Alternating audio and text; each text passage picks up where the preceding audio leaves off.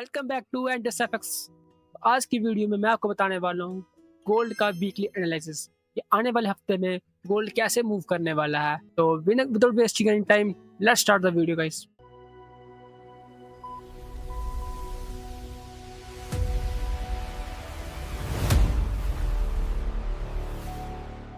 सबसे पहले हम लोग गोल्ड के 1 वीक पे जाते हैं, ठीक है।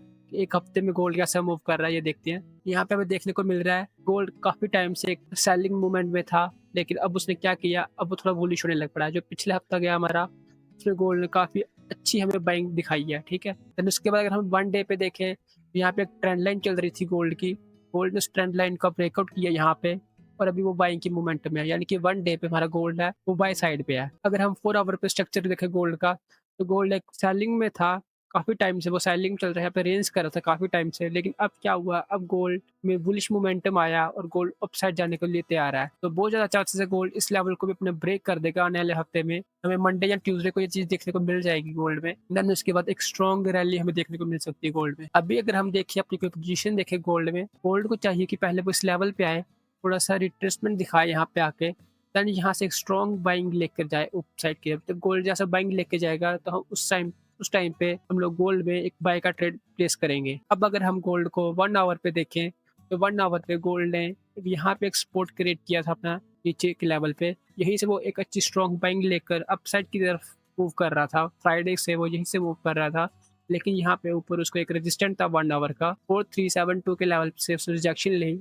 और अभी वो हल्का सा मूव कर रहा है नीचे की साइड। बट ध्यान रखना गोल्ड हमारा बुलिश मोमेंटम में है, तो गोल्ड अपसाइड ही जाएगा। भले ही वो यहाँ से रिजेक्शन ले रहा है, बट वो यहाँ से या यहाँ से एक स्ट्रॉन्ग बाइंग हमें दिख सकती है यहाँ से हमें। तो वहीं अगर हम 15 मिनट पे आए, 15 मिनट में हमें देखने को मिल रहा है कि गोल्ड अपना बोस्ट कंप्लीट कर दिया, और अभी वो अपने इंड्यूसमेंट ढूंढने के लिए आ रहा है। उसकी जो इंड्यूसमेंट लेवल है वो ये वाला लेवल है। अभी यहाँ पे जो है 4300 का लेवल है, उसका इंड्यूसमेंट लेवल है। अगर गोल्ड इसके नीचे आता है तो मेक श्योर करना, हो सकता है गोल्ड यहाँ तक भी आ जाए, 4240 के लेवल पे आ सकता है। यहाँ से हमें अगेन एक बाइंग देखने को मिल सकती है। और अगर ऐसा नहीं होता है, मान लो कि गोल्ड 4300 लेवल को सस्टेन कर लेता है, यहाँ पे वो के नीचे नहीं आ पाता है, तो गोल्ड हमें यहीं के लेवल से बाइंग देखने को मिलेगी। तो अगर आप मेरे से पूछोगे कि हमारा नेक्स्ट ट्रेड कैसा रहने वाला है, तो हम लोग गोल्ड में एक बाइंग का ट्रेड देखेंगे। पहला ट्रेड जो हमारा रहने वाला है वो इस लेवल पे रहने वाला है, 4315 से लेके 14300 के बीच बीच में।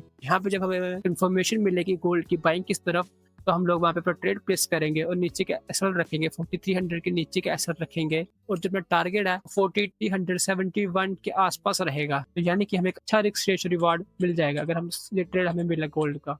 तो ईरो यूएसडीटी में क्या है, सबसे पहले अगर हम लोग आएंगे 1 वीक पे, 1 वीक पे हमें दिख रहा है कि ईरो एक अपने 1 वीक के लेवल से रिजेक्शन की तरफ नीचे की तरफ आ रहा था, रिजेक्शन लेकर यहाँ पे लिक्विडिटी स्वीप की थी उसने इस लेवल की। अभी यहाँ पे वन वीक के हिसाब से वो अपने एक सपोर्ट जोन के पास आने वाला है। यहाँ पे लेवल हमें दिख रहा है, यहाँ पे नीचे इसका सपोर्ट दिख रहा है ईरो का, ठीक है। इस लेवल के नीचे सपोर्ट जोन है इसका, जो पूरा का पूरा सपोर्ट जोन है, और जहाँ से वो बाइंग लेने की कोशिश कर सकता है। हमें ईरो अपसाइड दिख सकता है आने वाले हफ्ते में। और यहाँ से अगर हम देखें ईरो 1 वीक के हिसाब से वो यहाँ पे थोड़ी सी भी ट्रेंड लाइन को ब्रेक करने की कोशिश कर रहा है। हालांकि अभी यहाँ पे बाइंग स्ट्रॉन्ग बिल्कुल नहीं है, जो बाइंग है वो वीक है, क्योंकि अभी तक उसने ब्रेकआउट अच्छी तरह से नहीं की। जो क्लोजिंग है वो अपनी ट्रेंड लाइन के अंदर दी है। और वहीं अगर हम AUR को 1 डे के ऊपर देखें, तो 1 डे के लेवल में दिख रहा है कि मार्केट एक विरिश ट्रेंड में चल रहा है, ठीक है। और इसने अपना बोस किया था लास्ट टाइम यहाँ पे 1.14090 के ऊपर। देन उसके बाद से वो अभी हल्का सा रिकवरी करने की कोशिश कर रहा है, यहाँ पे एक पैटर्न क्रिएट कर रहा है जिसको हम लोग W पैटर्न कहते हैं,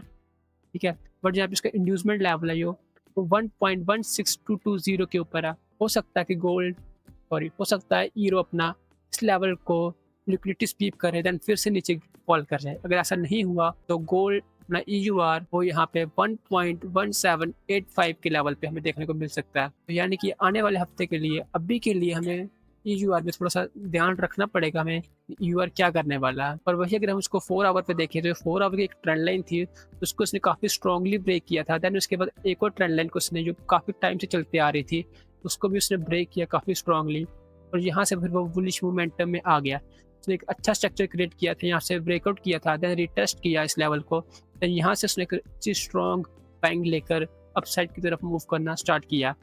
यानी कि 4 घंटे पे हमें ये चीज़ कंफर्म हो गया, ये अपना EU आ रहा है वो एक बाइंग मोमेंटम में है, बल्कि ईयूआर अपसाइड को जाने को तैयार है। तो वो कहाँ तक जाएगा, यहाँ से हम लोग इतना मान लेते हैं कि वो अभी आने वाले 4 आवर के ऑर्डर ब्लॉक तक तो वो मिनिमम टू मिनिमम जाएगा ही। यानी कि जो अपना ईयूआर है वो यहाँ से 1.6090 के आसपास हमें देखने को मिल सकता है बाइंग के मोमेंटम में। अगर मान लो ईयूआर अपना यहाँ से एक स्ट्रॉन्ग रिजेक्शन लेकर अपसाइड की तरफ जाता है तो हमें इस लेवल पे आने को मिल सकता है। अगर बाई चांस वजह से थोड़ा सा नीचे भी आएगा तो ये इसका एक स्ट्रॉन्ग जो जोन है, यहाँ से वो फिर अगेन बाइंग की तरफ जा सकता है। वहीं अगर हम 1 आवर पे देखें तो 1 आवर एक अच्छा खासा जहाँ पे सपोर्ट था, यहाँ पे मार्केट आकर इसी लेवल से एक रेंज क्रिएट करके फिर वापस बाइंग की तरफ मूव किया है। तो यानी कि यहाँ से हमें दिख रहा है साफ साफ कि ईयूआर अपना बाइंग मोमेंटम में है। यानी कि आने वाले हफ्ते में भी हमें ईयूआर में सिर्फ बाइंग का ही ट्रेड देखना, हम लोग सेलिंग का ट्रेड इसमें नहीं देखेंगे। कि सेलिंग हमारी मार्केट डायरेक्शन के ऑपोजिट में हो जाएगा, जिसकी वजह से लॉस के चांसेस ज़्यादा रहते हैं। हम लोग इसमें बाइंग का ही ट्रेड ढूंढेंगे। वहीं अगर हम लोग बीटीसी का देखें तो बीटीसी में जो बीटीसी आ वो एक स्ट्रॉन्ग बाइंग एरिया में आके रुका हुआ है। यहाँ पे जो 1 वीक एक अच्छा खासा सपोर्ट था इस एरिया पे, बस वहीं पे वो आके अभी ट्रेड कर रहा है। ये आपको दिख रहा है ना, ये काफ़ी अच्छा स्ट्रॉन्ग सपोर्ट है बीटीसी में। 5900 800 से लेके 52,560 के लेवल पे एक अच्छा खासा सपोर्ट है। तो मैक्सिमम चांस है कि बीटीसी अपना यहाँ से बाइंग की तरफ ही हमें देखने को मिलेगा। भले वो अपने ऑल टाइम हाई पे ना पहुँचे, लेकिन बट वो इतना तो है कि वो 77 के लेवल के आसपास पहुँच ही जाएगा। और वहीं अगर हम इसको 1 डे के लेवल पे देखें तो 1 डे पे हमें दिख रहा है कि बीटीसी ने क्या किया है, यहाँ पे एक सपोर्ट लिया अपने 1 वीक के लेवल के अंदर। एक 1 डे का जो उसका सपोर्ट था, उस सपोर्ट से इसने बाइंग की तरफ मोमेंटम तो लिया, बट उसके जस्ट पहले वाला जो उसका लेवल था 1 डे का जो रेजिस्टेंट लेवल था, 1 डे का जो ओबी लेवल था, वहाँ से उसने अगेन रिजेक्शन लिया। बट वो रिजेक्शन इतनी स्ट्रॉन्ग नहीं थी कि वो बाइंग को पूरी तरह से खा पाए, उसको कट कर सके, इसलिए वो यहाँ से अगेन वापस बाइंग की मोमेंटम को पकड़ने की कोशिश कर रहा है। हमें साफ दिख रहा है यहाँ से उसने लिक्विडिटी को बस हंट किया हुआ है।